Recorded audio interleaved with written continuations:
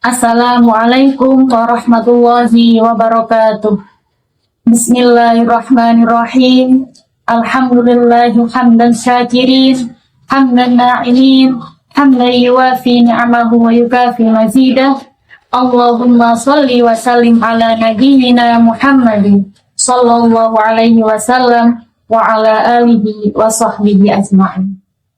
Sahabat-sahabat Fatayat dan pemirsa yang dirahmati Allah, bulan Ramadan merupakan bulan yang dipenuhi keberkahan dan keutamaan. Bagi siapa saja yang mau menghidupkannya dengan ibadah, dijanjikan pahala yang terlipat ganda. Ketentuan tersebut berlaku bagi laki-laki dan perempuan. Meski demikian, dalam siklus tiap bulan, perempuan akan mengalami fase haid atau menstruasi.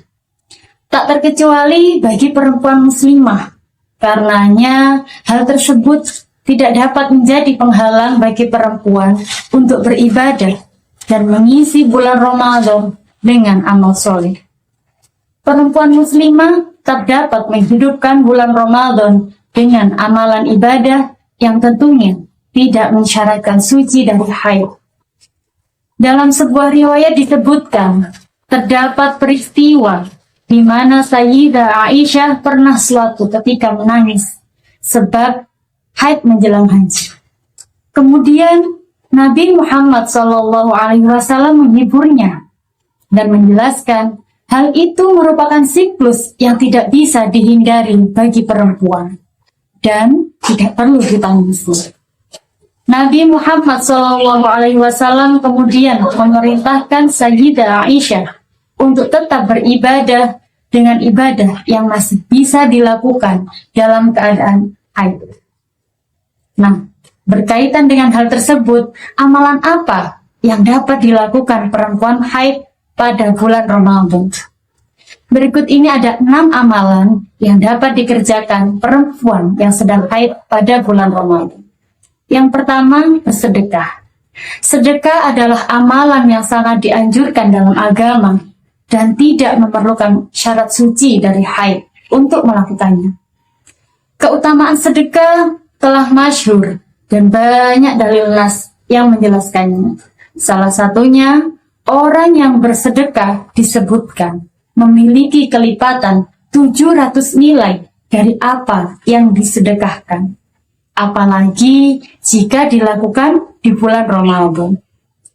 Terkait keutamaan sedekah, Allah berfirman dalam surat Al-Baqarah ayat 261, A'udzu billahi minasyaitonir rajim. Bismillahirrahmanirrahim. Matsalul ladzina yunfiquna amwalahum fi sabilillahi kamatsali habbatin ambatat sab'a sanabil fi kulli sumbulatin mi'atu habbah wallahu yudha'ifu liman yasha' wallahu wasi'un alim. Artinya, perumpamaan orang-orang yang menginfakkan hartanya di jalan Allah adalah seperti orang-orang yang menabur sebutir biji yang menumbuhkan 7 tangkai. Pada setiap tangkai ada 100 biji. Allah melipat gandakan pahala bagi siapa saja yang Dia kehendaki. Allah Maha Luas, lagi Maha Mengetahui. Yang kedua, melakukan kerja sosial.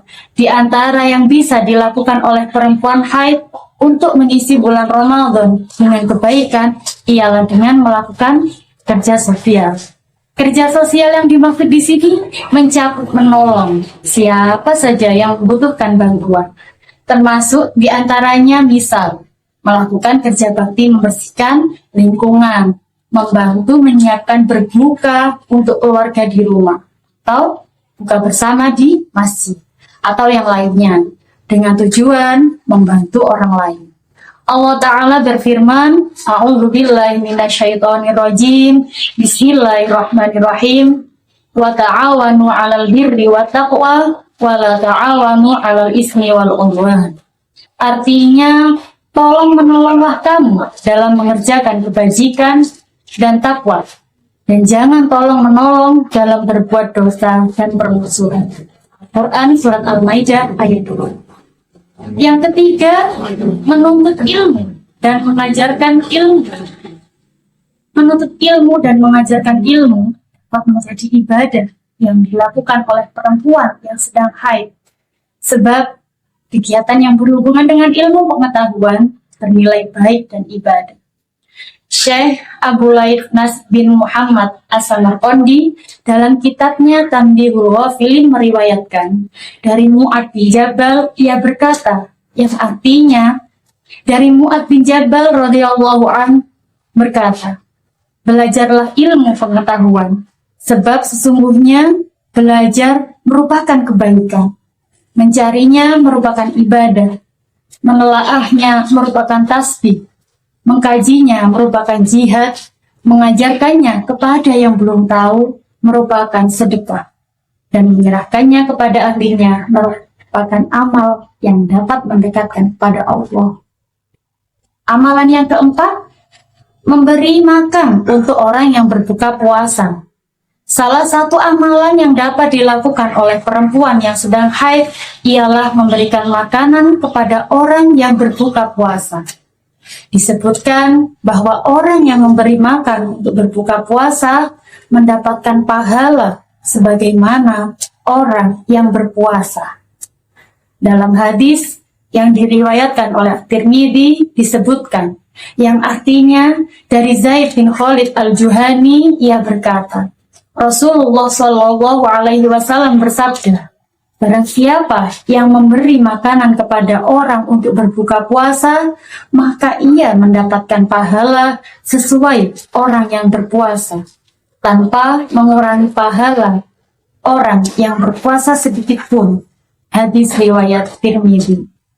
Amalan yang kelima, memperbanyak berzikir. Amalan berikutnya yang dapat dilakukan oleh perempuan yang sedang haid ialah memperbanyak zikir. Membaca zikir seperti tahmid, takbir, hauqalah, dan zikir lainnya setiap saat dengan harapan mendapatkan keberkahan. Terutama saat Ramadan yang memiliki Lailatul Qadar di dalamnya. Amalan yang keenam, memperbanyak membaca doa. Amalan selanjutnya yang dapat dilakukan oleh perempuan haid ialah memperbanyak membaca doa. Sebab membaca doa bisa dilakukan kapan saja dan di mana saja, termasuk bagi perempuan yang sedang haid. Di antara doa yang dianjurkan untuk terus dibaca ialah doa yang masyhur dari riwayat Aisyah untuk menyongsong Lailatul Qadar. Imam Ahmad bin Hanbal dalam musnadnya menyebutkan sebuah riwayat bahwa Aisyah pernah bertanya kepada Rasulullah SAW mengenai doa apa yang sebaiknya dibaca saat menemukan Lailatul Qadar. Kemudian Nabi menjawab, Allahumma innaka afun tuhibbul afwa fa'fu anni. Artinya, ya Allah, Engkau Maha Pengampun yang menyukai orang yang meminta ampunan. Karenanya, ampunilah aku. Demikian tadi 6 amalan yang dapat dilakukan oleh perempuan yang sedang haid di bulan Ramadan. Amalan di atas hanyalah sekian dari banyaknya amalan yang dapat dilakukan untuk mengisi Ramadan dengan amal soleh. Tentunya masih banyak amalan lain yang dapat dilakukan untuk mengisi bulan Ramadan dengan kebaikan. Wallahu a'lam. Semoga pembahasan ini bisa membawa manfaat untuk saya sendiri khususnya dan sahabat-sahabat semua pada umumnya. Akhiran, wassalamualaikum warahmatullahi wabarakatuh.